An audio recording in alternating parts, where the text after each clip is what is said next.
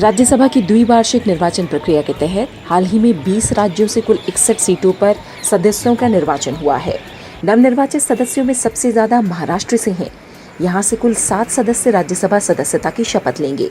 इनमें doctor Bhagavat Kishan Rao Karad, doctor Fauzia तहसीन अहमद खान, छत्रपति उदयन राजे भोसले, शिवसेना की Priyanka Chaturvedi, NCP के शरद पवार और आरपीआई के रामदास अठावले शामिल हैं।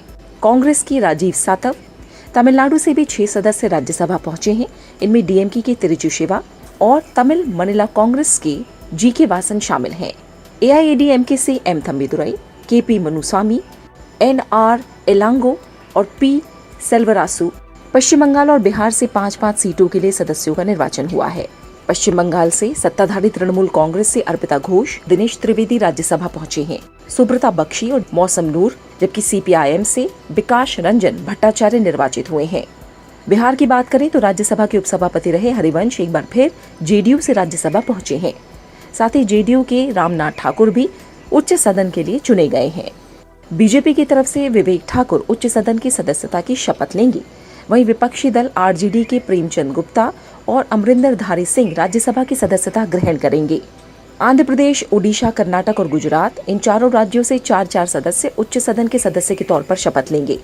आंध्र प्रदेश की बात करें तो यहाँ से चारों सदस्य सत्ताधारी वाईएसआरसीपी के हैं। परिमल नथवानी, अयोध्या रामी रेड्डी अल्ला, पिल्ली सुभाष चंद्र बोस और वेंकटा रमन राव मोपी देवी।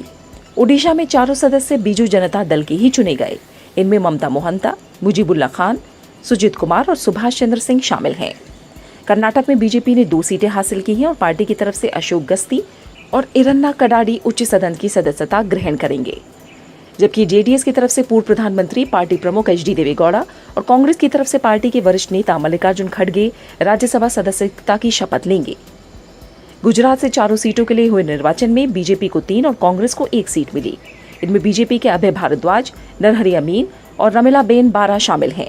कांग्रेस की तरफ से पार्टी के वरिष्ठ नेता शक्ति सिंह गोहिल राज्यसभा की सदस्यता ग्रहण करेंगे।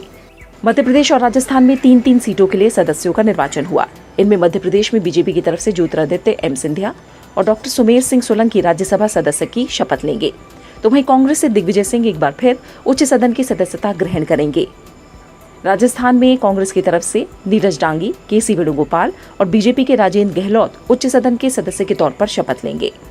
असम से भी उच्च सदन के 3 सीटों के लिए निर्वाचन हुआ है। इनमें बीजेपी की तरफ से भुवनेश्वर कलिता, बीपीएफ की तरफ से बिस्वजीत दायमीरी और निर्दलीय उम्मीदवार अजीत कुमार भुयान शामिल हैं। तेलंगाना, छत्तीसगढ़, झारखंड और हरियाणा से 2-2 सदस्यों का राज्यसभा के लिए निर्वाचन हुआ है। तेलंगाना से टीआरएस के डॉक्टर के केशव राव और के.आर. सुरेश रेड्डी उच्च सदन की सदस्यता ग्रहण करेंगे। छत्तीसगढ़ से कांग्रेस की तरफ से केटीएस तुलसी और फूलो देवी नेतम उच्च सदन के लिए निर्वाचित हुए हैं। झारखंड में जेएमएम प्रमुख शिबू सोरेन और बीजेपी के प्रदेश अध्यक्ष दीपक प्रकाश राज्यसभा सदस्य के तौर पर शपथ लेंगे।